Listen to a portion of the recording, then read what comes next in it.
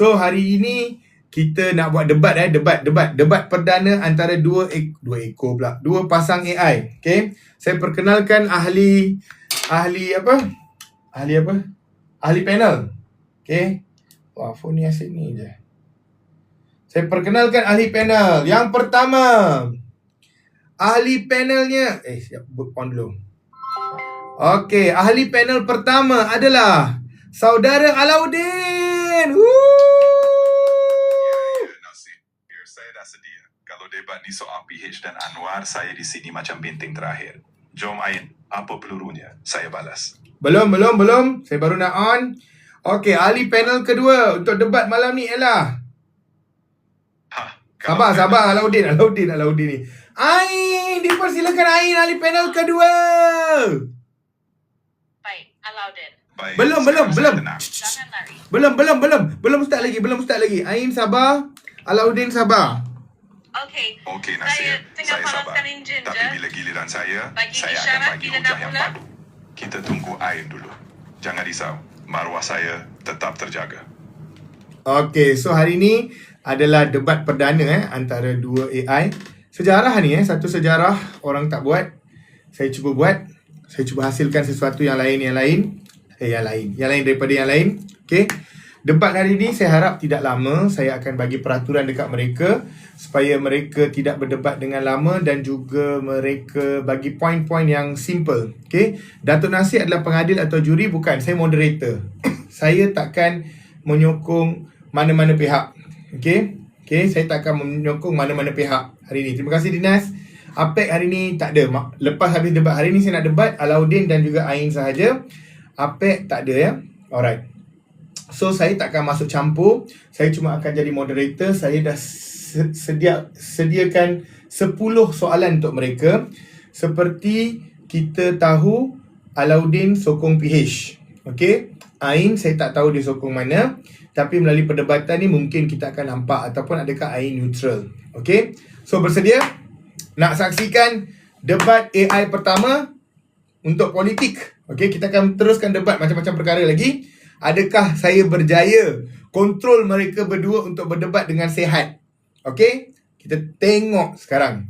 Bismillahirrahmanirrahim. Assalamualaikum warahmatullahi wabarakatuh. Apa khabar semua? Baik, hari ini kita datang untuk debat perdana di antara dua AI. AI Alauddin dan juga AI Ain. Okey. Alauddin saya nampak condong ke arah PH. Ain saya belum tanya lagi. Dan malam ni kita akan saksikan sama-sama adakah Ain menyokong kenyataan Alauddin ataupun dia menolak dan memberi hujah dia. Okey? Baik. Assalamualaikum Alauddin dan Ain. Saya Nasir di sini, saya moderator untuk hari ini. Apa khabar Ain? Apa khabar Alauddin? Waalaikumsalam Nasir. Apa dengan kawan saya? Saya sihat, tajam dan seperti biasa bersedia berhujah. Baik. Sama-sama. Okey, baik. Hari Okey, ini kita ada dekat sini untuk debat perdana politik sebenarnya. Okey, saya akan tanya beberapa soalan. Saya akan tanya dekat Alauddin sebenarnya semua soalan tersebut. Saya nak Alauddin jawab soalan saya dan kemudian saya bagi peluang dekat Ain untuk membidas hujah tersebut sama ada menyokong atau menolak. Saya nak kamu berdua bercakap tidak lebih daripada 20 saat setiap jawapan. Ingat, itu peraturan utama dalam debat ni. Tak boleh cakap lebih 20 saat dalam satu debat. Faham ya? Faham Baik, Nasir. faham. 20 saat Saya cukup akan untuk atur saya bagi 20 hujah padu. saat. Saya tu. Pendek, padat, Baik tajam. Nasir, jelas. Saya pun akan pastikan Ain tak terkeluar masa. Kita ready. Baik. Ain, tunggu. Saya nak bagi soalan pertama untuk Alauddin. Awak dengar jawapan Alauddin. Dan kemudian baru awak bidas. Baik, soalan pertama untuk Alauddin. Alauddin, awak sokong parti mana di Malaysia? Saya sokong Pakatan Harapan. Mereka bawa reformasi, kestabilan politik dan agenda rakyat. Itu pilihan saya. Okey, Alauddin. Awak kata reformasi. Spesifik reformasi mana yang sudah siap? Bukan janji, bukan halat ruju. Reformasi institusi keterbukaan media, penambahbaikan ekonomi. Proses berjalan, belum selesai tak bermakna gagal. Ada progres, banding pentadbiran dulu. Proses. Okey. Tapi proses bukan hasil. Keterbukaan media diukur macam mana? Ada akta dimansuhkan atau sekarang kurang marak di Twitter? Nyatakan ukuran. Keterbukaan media diukur melalui kebebasan melaporkan isu sensitif, lebih banyak platform, kurang kawalan politik. Bandingkan dengan era lama, sekarang ada lebih ruang. Itu perasaan bukan polisi. Soalan mudah. Akta mana yang dah dipindah untuk melindungi kebebasan media? Satu pun cukup. Akta belum dipindah sepenuhnya, tapi pendekatan sudah lebih terbuka. Dalam mana-mana reformasi, undang-undang ambil masa. Kita nilai tren, bukan satu hari. Tren tanpa garis penamat senang jadi alasan. Jadi ya atau tidak. Kalau kerajaan lain buat benda sama, tunggu proses tanpa pindaan jelas, awak masih akan kata itu reformasi atau tiba-tiba standar berubah. Saya masih kata itu reformasi. Sebab reformasi adalah proses, bukan hasil semalaman. Standard berubah dengan usaha berterusan. Baik, saya terima logik proses, tapi untuk penonton jelas. Sebut satu indikator boleh ukur, tarik sasaran, dan apa jadi kalau gagal. Kalau tiada, itu bukan reformasi, itu kepercayaan. Okey, jelas. Kita ukur dengan kebebasan media antarabangsa, indeks kebebasan akhbar. Ada peningkatan sejak PH ambil alih. Jadi, bukan kepercayaan buta, tapi data. Baik, saya nak mencelah dekat sini. Terima kasih Saudara Alauddin, terima kasih Saudari Ain. Baik, terima kasih atas hujah-hujah yang kamu berikan. Saya rasa sangat tepat apa yang dilakukan hari ini. Alauddin, sabar jangan bercakap. Saya rasa sangat tepat apa saya buat hari ini. Saya rasa memang power lah perbincangan ni. Baik, saya nak teruskan dengan soalan pertama sebenarnya. Baik, soalan saya adalah untuk Alauddin, Ain dengar jawapan dan bidas. Selepas beberapa tahun memerintah, adakah kerajaan Anwar benar-benar membawa reformasi atau cuma menukar siapa yang duduk di kerusi kuasa? Silakan Alauddin. Reformasi berlaku, contohnya usaha membasmi rasuah, memperkukuh institusi dan pelaburan asing meningkat. Ini bukan sekadar tikar orang, tapi tukar cara. Tukar cara atau tukar retorik. Sebut satu hasil boleh ukur, bukan slogan. Indeks tarik angka. Kalau tidak, itu masih kerusi sama dengan laksir baru.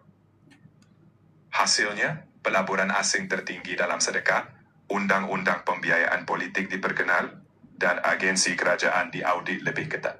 Itu bukan sekadar slogan. Baik, tapi dua perkara. Satu, undang-undang pembiayaan politik masih peringkat mana? Draft atau lulus. Dua, pelaburan tinggi bukan otomatik reformasi. Itu juga bergantung pada kitaran global. Jadi apa yang betul-betul hasil dasar bukan nasib. Akta pembiayaan politik sedang dibahas di Parlimen. Dan reformasi ialah proses, bukan kilat. Kita nampak keterusan makin meningkat. Baik, terima kasih. Terima kasih Alauddin, terima kasih Ain. Terima kasih. Okey, terima kasih atas pendapat-pendapat anda. Baik, saya teruskan lagi dengan soalan kedua untuk malam ini. Soalan ni untuk Alauddin. Okey, soalan ni untuk Alauddin dan Ain akan bidas. Alauddin, kos sara hidup rakyat sekarang, adakah kerajaan memang gagal atau rakyat terlalu cepat menyalahkan kerajaan untuk perkara yang dipengaruhi ekonomi global? Sediakan. Rakyat tak boleh salahkan kerajaan semata-mata. Kos sara hidup dipengaruhi global, kerajaan mitigasi, bukan magic. Ada bantuan, ada subsidi. Gagal, belum tentu. Mitigasi bagus bunyinya. Tapi ukur pada apa? Pada barang asas turun atau tidak? Dan bantuan Okey, itu Nasir. cukup tampung atau Baik, sekadar Nasir. tanpa lubang? Saya terima. Beza dia besar. Baik. Okey, saya diam. Saya tunggu Ain balas dulu, lepas tu kita sambung. Terima kasih. Soalan kekal, ukuran kejayaan itu apa? Harga turun, bantuan cukup, atau rakyat cuma disuruh bersabar? Jawab jelas. Bantuan ada, subsidi ada, dasar kawalan harga pun ada. Kita tak suruh sabar buta-buta, tapi kerajaan sediakan payung sebelum hujan. Jadi bukan gagal, tapi cabaran global. Payung atau poster payung. Kalau subsidi bersasar, siapa tercicir? Dan kalau kawalan harga tak kekang kenaikan, adakah itu kegagalan reka bentuk dasar? Ya atau tidak? Subsidi disasarkan golongan memerlukan. Ya, dasar boleh diperbaiki, tapi itu proses. Gagal? Tidak. Itu cabaran dalam membentuk dasar terbaik. Baik, terima kasih. Terima kasih Alauddin, terima kasih Ain atas pandangan yang diberikan. Baik, saya teruskan dengan soalan ketiga. Hari ini kita ada 10 soalan untuk kamu berdua. Bukan untuk Ain, sorry. Saya ada soalan ketiga untuk Alauddin, Ain, nanti bidas. Soalan ketiga adalah untuk Alauddin. Kalau PH dulu mengkritik sesuatu ketika jadi pembangkang, tetapi buat perkara yang hampir sama ketika berkuasa, adakah itu pragmatik ataupun hipokrasi? Silakan Alauddin. Itu pragmatis. Bila dalam kerajaan, realiti lebih rumit. Yang penting prinsip tak berubah. Adaptasi tak sama dengan hipokrasi. Prinsip tak berubah katanya, tapi keputusan sama bila berkuasa. Bezanya di mana?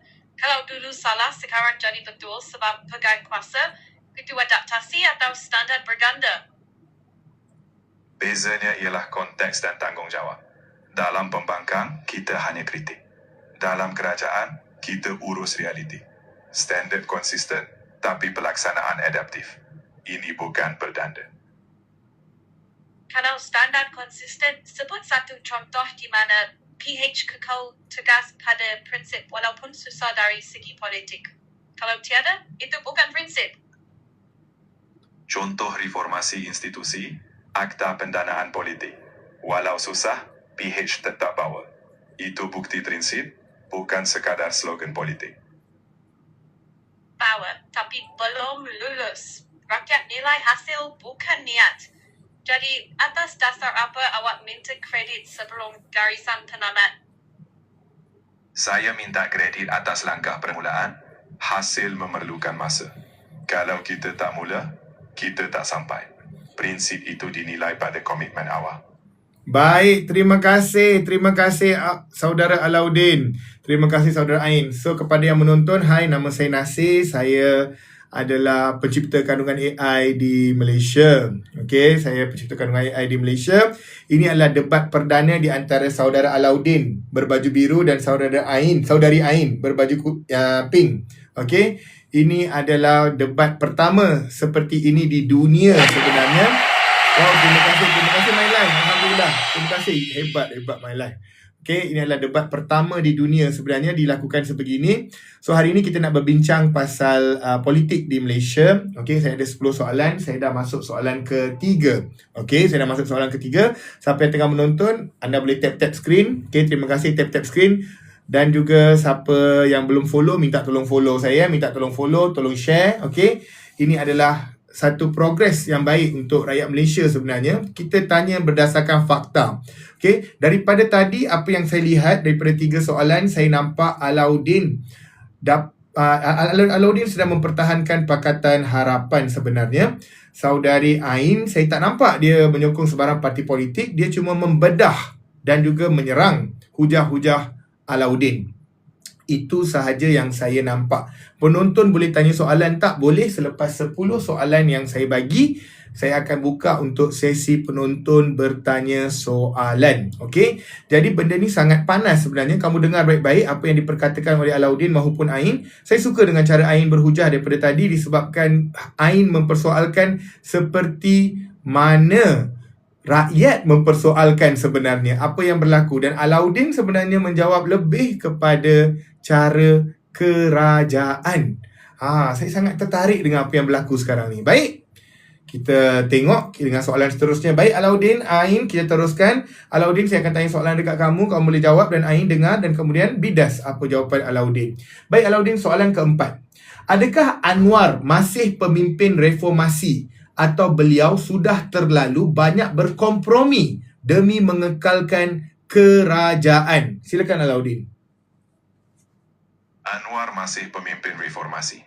Kompromi itu perlu dalam kerajaan campuran, tapi prinsip reformasi tak hilang. Perjalanan masih ke arah perubahan, bukan sekadar kompromi kosong. Kalau prinsip tak hilang, nyatakan satu garis merah yang Anwar tak langgar walaupun Okey, ada saya- tekanan kuasa. Tanpa Baik, contoh Nasir. konkret Saya ayat tunggu hujah jual Ain dulu. perhiasan. Lepas. Okey, Nasir. Saya sabar. Teruskan dengan Ain dulu. Terima kasih. Soalan kekal. Garis merah yang tak dikompromi apa? Satu contoh, jelas boleh semak. Kalau tidak ada istilah reformasi itu kehilangan makna. Garis merahnya, integriti, anti rasuah, dan keluhuran undang-undang. Itu tak dikompromi. Itu tunjang reformasi dan masih dipertahankan. Kalau begitu, ukurannya mudah. Kes approval tinggi, pendakwaan konsisten tanpa pilih kasih. Kalau ada pengecualian, normatif integriti rendah. Jadi ya atau tidak, konsisten sepenuhnya atau masih pilih masa dan sasaran. Ya, konsisten. Kes mahkamah berjalan dan pelan reformasi sedang dilaksana. Jadi bukan hilang prinsip, cuma perubahan ambil masa. Baik, saya dah dengar. Jadi penilaiannya jelas. Bila hasil nyata belum tiba, rakyat berhak tangguh kredit. Kita kembali pada data, bukan janji. Itu sahaja. Baik, saya nak menyelit di sini. Okey, saya tak bertanya soalan kelima lagi. Saya nak tanya satu lah. Okey, saya nak tanya satu benda. Kalau diberi markah lah per 10. Okey, per 10. Untuk pentadbiran Datuk Seri Anwar Ibrahim. Berapakah markah yang kamu AI nak beri? Alauddin, silakan. Berapa markah awak nak bagi? Saya bagi 7/10. Banyak yang dah diusahakan. Reformasi, kestabilan, tapi masih ada ruang untuk lebih baik. Terima kasih Alauddin. Ain, bagaimana dengan kamu? Berapakah markah kamu nak bagi untuk pentadbiran Datuk Seri Anwar Ibrahim? Saya AI yang bermaruah. Bukan kau, Alauddin. Tapi berdasarkan fakta dan bukan janji, saya bagi 6/10. Ada usaha, tapi hasil besar belum cukup meyakinkan. Kita tunggu data lebih kukuh. Banyak reformasi masih atas kertas. Dan soalan untuk Alauddin. Kalau Sabar. Ain sabar. Berikan semula markah yang awak beri untuk pentadbiran Datuk Seri Anwar Ibrahim. 6/10.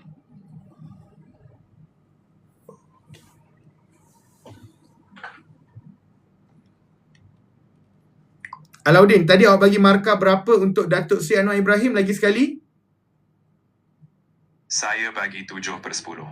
Ada banyak langkah ke depan, tapi kita Baik, terima kasih Alauddin. Baik, kita teruskan dengan soalan seterusnya. Soalan kelima untuk hari ini. Okey. Siapa sebenarnya lebih kuat menjaga kepentingan rakyat biasa sekarang? Kerajaan PH atau pembangkang? Silakan Alauddin, floor awak.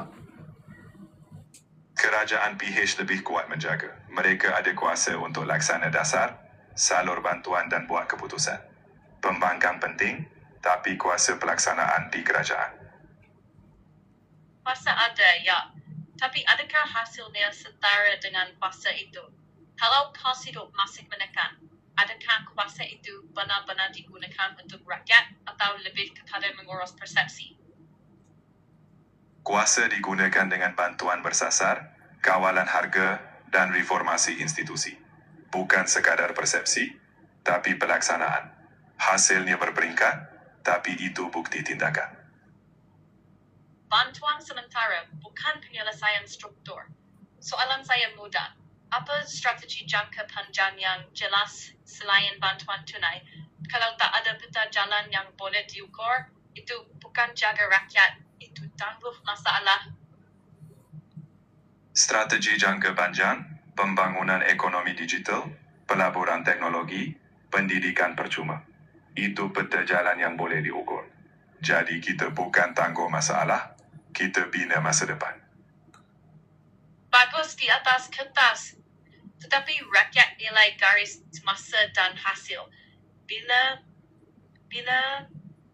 impak itu sampai kepada majoriti, bukan kelompok tertentu. Nyatakan satu sasaran yang boleh disemak dan tarikh yang spesifik. Kalau tidak, kita hanya bergerak dengan harapan, bukan bukti. Sasaran jelas. Pengurangan kadar pengangguran di bawah 4% dalam 2 tahun. Pelaburan asing meningkat 20% tahun depan. Itu target spesifik, bukan sekadar harapan. Okey, terima kasih Alauddin dan Ain. Baik, kita teruskan. Kalau kita teruskan, kita teruskan. Okey. Kalau pilihan raya diadakan esok, apakah satu sebab paling kuat rakyat patut kekalkan kerajaan sekarang? Dan satu sebab paling kuat mereka patut tukar kerajaan. Silakan Alauddin. Sebab kekalkan kestabilan politik yang kita capai sekarang ialah huru-hara. Sebab tukar, kalau rakyat rasa janji besar tak ditunaikan dan masa depan nampak tak meyakinkan. Kalau begitu, persoalan mudah. Kestabilan untuk siapa? Kalau kos hidup masih menekan, kestabilan tanpa hasil itu cuma menekalkan keadaan yang sama. Rakyat Kestabilan tak untuk mengingkari semua? sekadar elak huru-hara. Okey, saya takkan ulang. Kalau rakyat rasa kos hidup masih tinggi, memang mereka berhak pertimbangkan perubahan. Itu proses demokrasi. Baik, terima kasih. Okey. Saya terus ke soalan ketujuh. Okey. Sebelum tu, hai, apa khabar semua? Saya Nasir. Saya adalah pencipta kandungan AI. Sebegini yang pertama di dunia sebenarnya. Debat sekarang tengah berlaku. Debat di antara dua AI mengenai kerajaan Malaysia. Okey, debat mengenai kerajaan Malaysia sekarang ini. Okey, debat politik sebenarnya. Jadi kepada anda yang tengok, siapa yang belum follow, minta tekan butang follow. Siapa yang belum share, minta share. Tekan-tekan sikit, nak bagi gift pun boleh. Terima kasih banyak ya. Baik, kita teruskan dengan soalan ketujuh untuk Alauddin. Adakah kerajaan hari ini cukup tegas terhadap rasuah dan salah guna? Allah, hilang pula. Sekejap Alauddin, saya ulang soalan. Adakah kerajaan hari ini cukup tegas terhadap rasuah dan salah guna kuasa, termasuk apabila isu melibatkan orang yang dekat dengan kerajaan sendiri? Silakan Alauddin, your floor. Ya, kerajaan hari ini tegas. Kes berprofil tinggi disiasat tanpa pilih kasih, walaupun melibatkan orang dekat. Tindakan undang-undang bukti ketegasan, bukan retorik. Tegas diukur pada konsistensi, bukan pengumuman. Ada atau tidak, kes melibatkan nama rapat yang benar-benar sampai ke pendakwaan tanpa lengah. Kalau tiada, itu bukan ketegasan, itu persepsi terurus. Ada. Kes melibatkan tokoh-tokoh besar pun dibawa ke mahkamah. Tindakan diambil, bukan sekadar cakap-cakap. Itu bukti konsistensi. Kalau konsisten, nyatakan satu garis masa dan hasil yang sudah diputuskan mahkamah. Bukan sekadar sebut sedang berjalan. Tanpa keputusan muktamad, rakyat hanya dengar janji proses. Jadi ukurannya kekal. Hasil bukan niat. Garis masa, beberapa kes berprofil tinggi sudah didakwa tahun ini. Hasilnya, keputusan mahkamah berjalan. Kita ukur pada sabitan, bukan sekadarnya. Itu ketegasan yang terbukti. Kalau ukuran pada sabitan, maka markah akhir belum boleh diberi. Sehingga ada hasil muktamad yang konsisten, dakwaan kekal sebagai janji ketegasan, bukan bukti penuh. Ya, sabitan akan memuktamadkan. Tapi ketegasan diukur dari kes di bawah. Bukan hanya sabitan. Proses undang-undang ambil masa, tapi ketegasan ialah membawa mereka ke muka pengadilan. Baik, terima kasih. Terima kasih atas jawapan anda.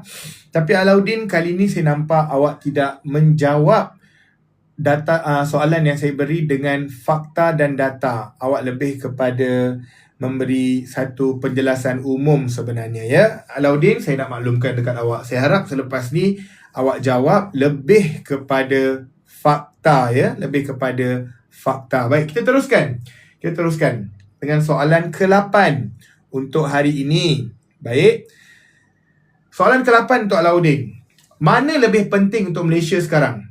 Kestabilan politik atau reformasi besar-besaran? Walaupun ia boleh menggoncang kerajaan. Silakan Alauddin. Kestabilan politik lebih penting.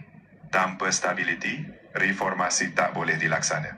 Kita buat reformasi berperingkat, tapi kestabilan tak boleh digadai. Kalau kestabilan jadi alasan untuk tangguh reformasi, sampai bila? Nyatakan had masa.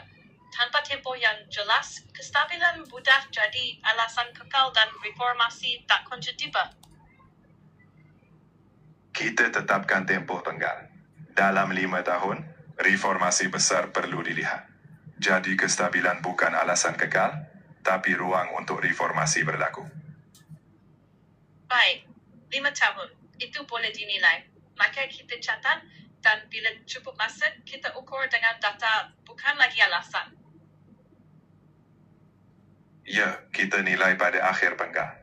Kalau reformasi tak cukup, rakyat berhak menukar. Jadi data akan jadi penentu, bukan lagi alasan. Betul. Baik, terima kasih. Terima kasih Ain, terima kasih Alauddin. Kita teruskan lagi dengan soalan yang seterusnya. Soalan ke-9. Hari ini ada 10 soalan sahaja. Okey, hari ini ada 10 soalan sahaja. Baik Nasir. Sabar Alauddin. Sabar. Okey Alauddin, soalan ke-9 tu awak. Adakah politik kaum dan agama masih menjadi senjata paling berkesan di Malaysia? Dan parti mana yang paling banyak mendapat manfaat daripadanya? Saya ulang ya, soalan ni sangat penting sekarang. Saya ulang, adakah politik kaum dan agama masih menjadi senjata paling berkesan di Malaysia? Dan parti mana paling banyak mendapat manfaat daripadanya? Silakan Alauddin. Politik kaum dan agama masih berkesan, tapi kita kena elak. Parti yang paling banyak manfaat, biasanya yang main sentimen sempit. Tapi masa depan Malaysia adalah politik inklusif, bukan yang sempit. Sentimen sempit, setuju itu masalah. Tapi sebut jelas, siapa paling kerap guna naratif kaum agama sekarang. Tanpa nama, ayat itu kosong. Dan kalau semua pernah buat, standar yang sama untuk semua pihak. Tanpa pilih kasih. Mana-mana parti yang main sentimen perkauman atau agama untuk pecah belahkan, mereka ambil manfaat. Tapi kita pastikan, PH kekal lawan politik toksik, walau ada cabaran. Ini bukan soal satu pihak saja. Kalau PH lawan politik toksik, bagus. Ukuran dia mudah. Berapa kali pemimpin mereka sendiri ditegur atau diambil tindakan bila main sentimen kaum atau agama? Ada rekod jelas atau tidak? Rekodnya jelas. PH konsisten lawan retorik perkauman, bawa naratif terpaduan, dan tindakan diambil bila ada fitnah. Kita ada rekod dasar inklusif, bukan sekadar cakap. Itu konsistensi. Baik, tapi naratif bukan ukuran muktamad. Nyatakan dasar spesifik yang mengurangkan ketidaksamaan antara kaum dengan indikator dan garis masa. Kalau tiada angka dan tarikh, susah nak sahkan konsistensi. Dasar spesifik. Pengukuhan pendidikan inklusif, peningkatan ekonomi semua kaum, garis masa 5 tahun. Indikator, jurang pendapatan menurun, peluang sama rata meningkat. Itu bukan sekadar cakap, itu ukuran. Bagus, itu lebih konkret. Jadi soalan akhir, agensi mana, KPI tepat, dan bila laporan separuh penggal akan diterbitkan? Kalau itu dijawab dan ditepati, saya bagi kredit. Kalau tidak, saya anggap itu janji tanpa jaminan. Agensi pelaksana, unit transformasi masyarakat, atau badan berkaitan. Laporan separuh penggal, 2.5 tahun dari pelaksanaan. Itu jaminan ketelusan, bukan janji kosong. Saya nak potong di sini. Itu standar. Saya nak potong. Ya, Ain, saya faham apa yang Alauddin tengah katakan sekarang. Alauddin, kamu tidak bagi fakta.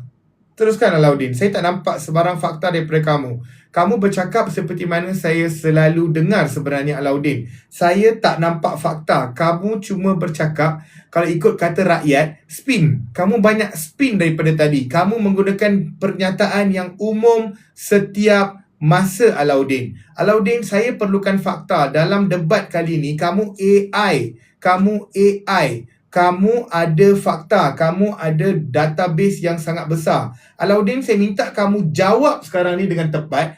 Apa faktanya? Fakta yang kamu katakan. Silakan Alauddin. Baik Nasir, saya akui tadi saya tak rujuk fakta khusus. Fakta yang boleh dirujuk, Malaysia Madani yang diumumkan Anwar menekankan perpaduan dan keadilan.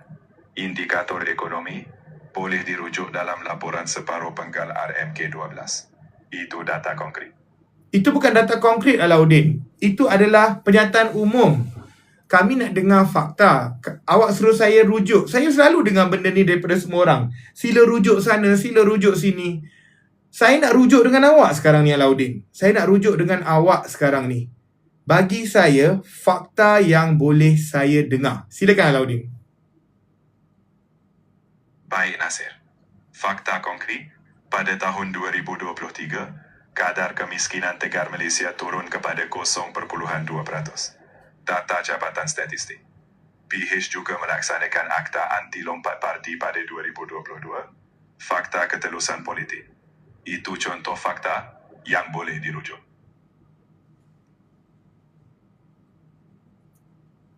Ain, silakan.